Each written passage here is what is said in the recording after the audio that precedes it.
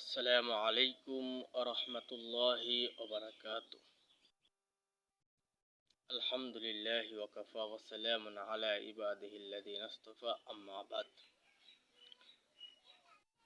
আল্লাহ সুবহানাহু ওয়া তাআলার দরবারে অসংখ্য অগণিত শুকর যে মহান আল্লাহ সুবহানাহু ওয়া তাআলা আমাদেরকে সুস্থ রেখেছেন, ভালো রেখেছেন।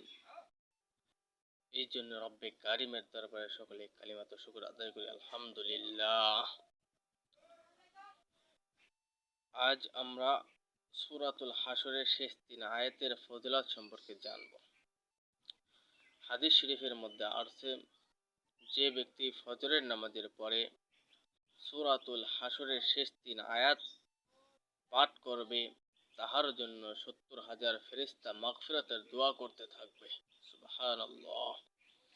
এমনকি যে ব্যক্তি সেই দিন মৃত্যুবরণ করলে